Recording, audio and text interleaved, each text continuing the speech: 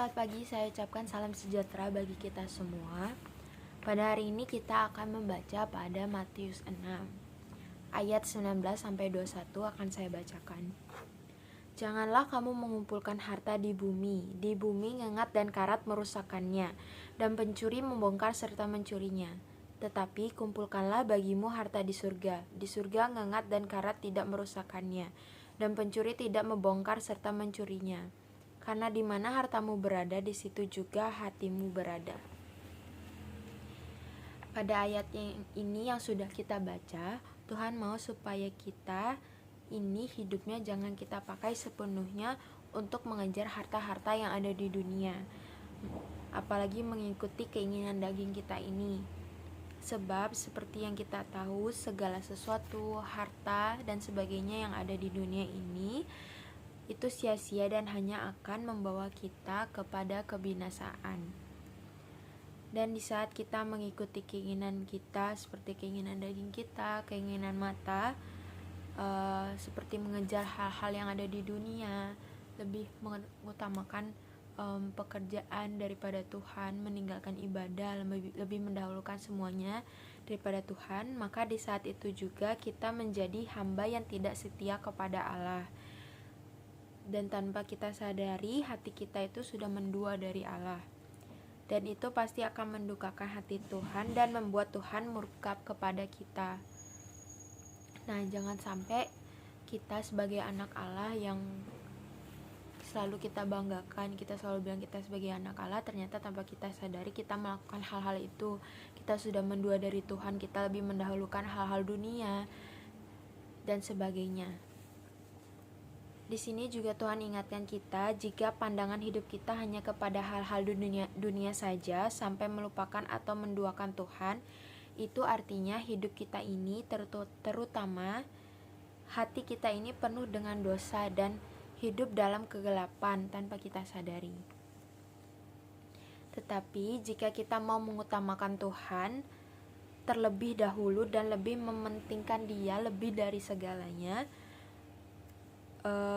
dan mengejar hal-hal atau perkara di atas, hal-hal surga, maka sudah pasti hidup kita itu dipenuhi dengan kebenaran firman, sehingga kita pasti akan setia dalam pengikutan kita kepada Tuhan. Karena hidup kita itu sudah dipenuhi dengan kebenaran firman, otomatis apa yang kita kerjakan, kita lakukan itu pasti untuk Tuhan, dan kita mempergunakan hidup kita ini sepenuhnya terutama untuk melayani Tuhan.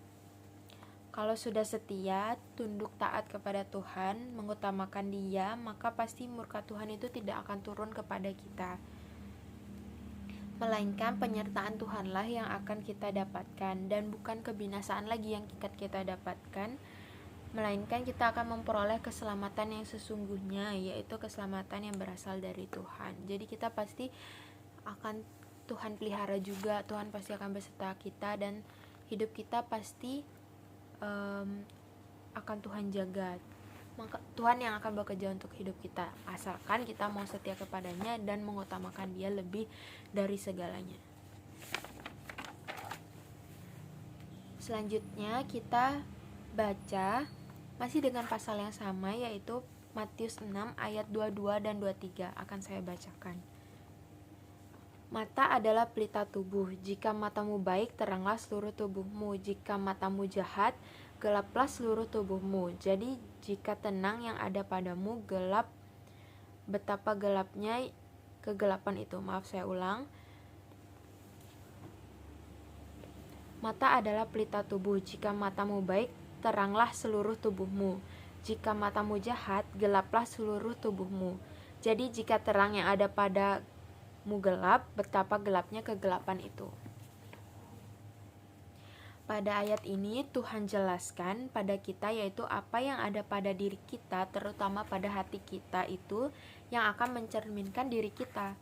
Oleh sebab itu, bawalah hidup ini selalu untuk datang kepada Tuhan, atau bawa hidup ini terus diperdengarkan kepada firman, sehingga firman itu yang akan menguasai hidup kita, sampai firman itu benar-benar tertulis dalam hati kita ini. Sehingga firman itulah yang akan menggerakkan kita, maka pasti apa yang kita kerjakan, katakan, perbuat, dan sebagainya itu benar dan sesuai dengan kehendak Tuhan. bukan hal-hal jahat lagi. Jadi kalau hati kita sudah dipenuhi dengan kebenaran firman, sampai firman itu benar-benar tertulis dalam hati kita, maka otomatis apa yang kita kerjakan, apa yang kita perbuat itu semua sesuai dengan kehendak Tuhan dan pasti benar, tidak mungkin hal-hal jahat. Sebab Tuhan pasti mengajarkan kita untuk melakukan hal-hal yang benar. Kemudian kita lanjut, kita akan baca pada ayat yang terakhir, masih dengan pasal yang sama pada Matius 6, yaitu ayat yang ke-24 akan saya bacakan. Tak seorang pun dapat mengabdi kepada Tuhan. Saya ulang, tak seorang pun dapat mengabdi kepada dua tuan, karena jika demikian, ia akan membenci yang seorang dan mengasihi yang lain, atau ia akan setia kepada seorang dan tidak mengindahkan yang lain. Kamu tidak dapat mengabdi kepada Allah dan kepada Mamon. Nah, janganlah sampai pada hati kita ini terdapat dua tuan. Jangan sampai kita mengabdi kepada dua tuan, tetapi hanya ada satu saja, yaitu Tuhan yang benar. Karena Tuhan mengajar kita untuk menjadi pribadi yang setia.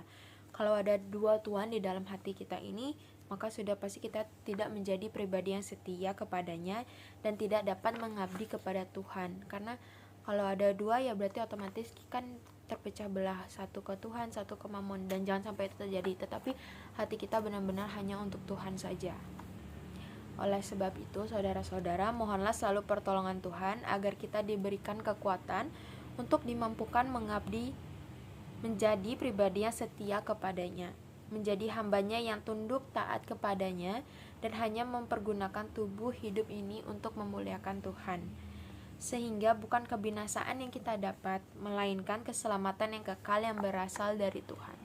Tuhan Yesus memberkati. Mohon maaf jika ada salah-salah.